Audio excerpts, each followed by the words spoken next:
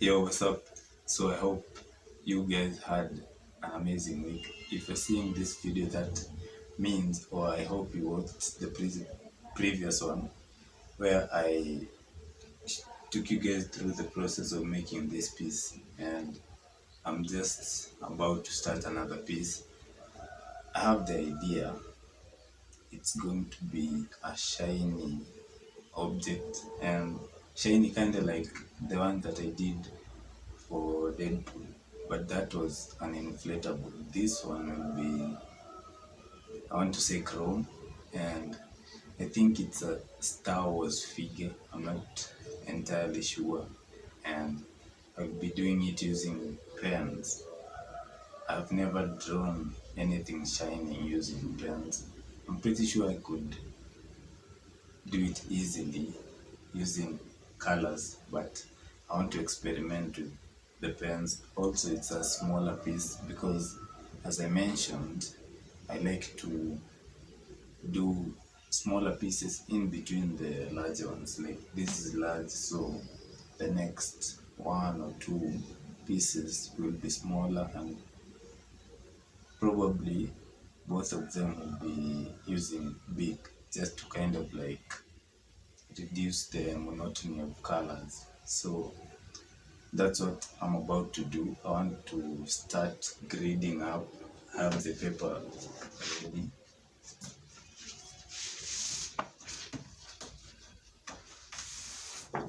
This is the paper. As you can see, it's half the large piece paper. So I want to start grading out and then put down the outlines. And yeah, I'll take you guys through the process. I'm not sure if I will finish it in 1 week, but I hope so, so that I can upload this video next month. So I'm actually behind schedule. By today, I wanted to have drawn the outline for the drawing and mapped out the basic form, but as you can see, it's just the grids. Yesterday, I recorded a bunch of reels, and so now I'm about to start putting the basic outline. Here's the reference image. As I told you guys, it's a shiny object, and I want to put the outline, then put the papers around, as you see me doing almost all of my drawings. That's to protect the paper from smudges and stuff. So I'll show you guys the process of outlining. One piece of advice when outlining, if you are keen, you can see that I'm holding the pen from the pencil, I mean, from as far away as I can, so that I have a wider range of motion and I can make the lines more fluidly. If you hold the pen too close, then you run the risk of having a stiff drawing, if you know what I mean. So the basic outline is done. You can see, especially this part, it requires a lot of work. But I told you guys I sketch lazily. So as long as I have the basic proportions, I will just figure things out as I go. So the the sketch is done, and I have the papers around for protection, as I said, and yeah, I'm ready to begin the drawing. After making the outline, I did my daily walk, and I told you guys that I incorporated the habit. Currently, I'm at around 250k steps covered, and I have a streak of around 21 days. So it's interesting to see the progression.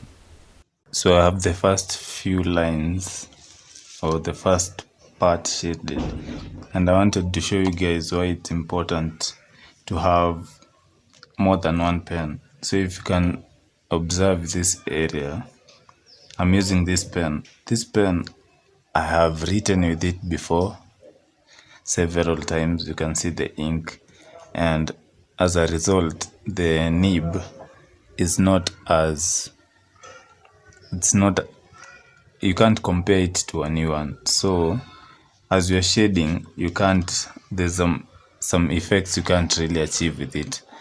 And that's a problem because if you want to like make gradients, you can't use such type of pen because the nib is already damaged. So that's why I have at least two or three pens per drawing, so that I start with the darkest areas. I use the pen which has already been utilized, and then on the other areas I use the newer pens so that I can blend and I can make gradients. That's a really important tip that I wish I knew when I was a beginner, because this type of pen, it's really easy to bleed out and it can easily ruin your artwork. And as you know, it's quite difficult to erase pens. So this I'll just use for the darkest parts, and then for the other parts I'll use the newer pens. Plus the pens are cheap, so you kind of have to make that sacrifice for the greater good of your result.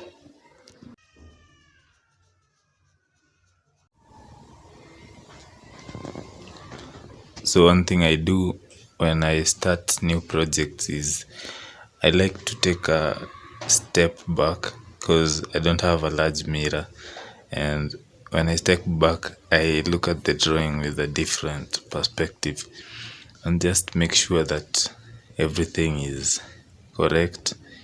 The proportions, the part that I've started to work on, and that kind of gives me a plan of action for the coming days.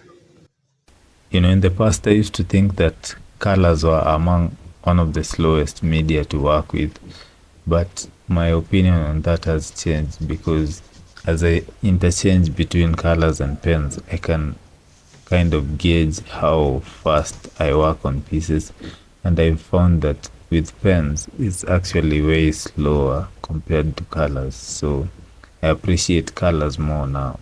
So I got my hair done yesterday.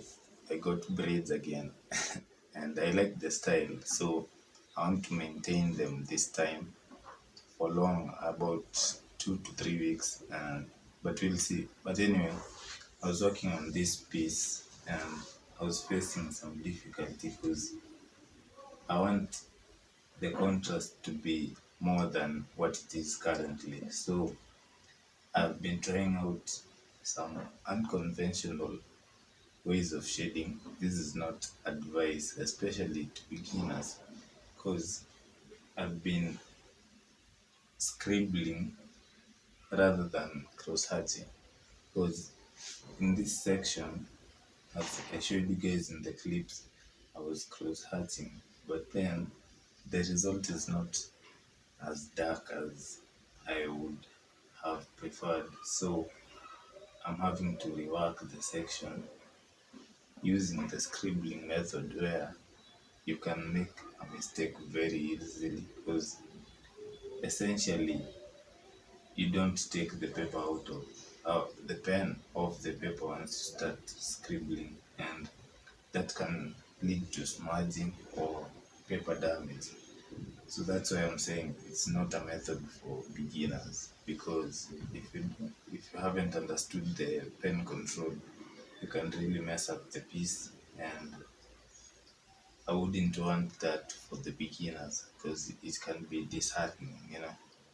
But I want to show you how I go about reworking this entire section in the coming clips.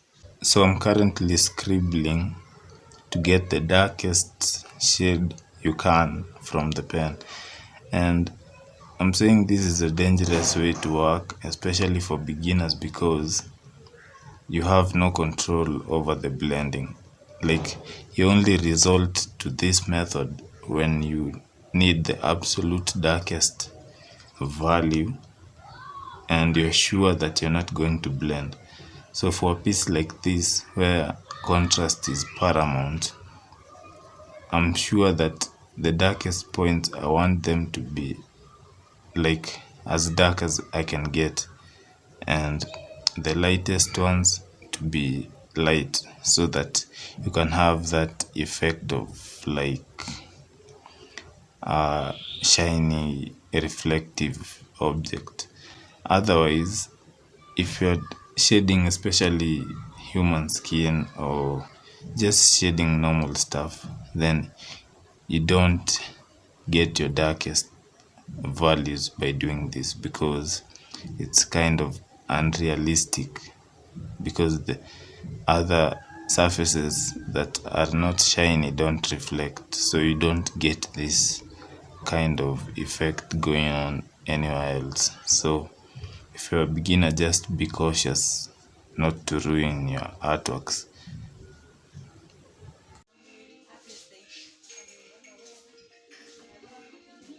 As I was coming from my work, I decided to pass through a popular store called China Square, and they have a lot of art supplies. I was actually surprised at the amount of stuff that they have, and mainly I was looking at the colors, the paints, although I stopped painting a while ago, but I was just looking at the range of the stuff that they have, and I want to try out some of their stuff. So hopefully soon I'll get some of the stuff, and I'll show you guys the review of what I will get. I underestimated how much work this piece would require, so I was unable to finish it in this 1 week. But next week for sure I'll have the result, and I'll show you guys how it comes out. So stay tuned for that.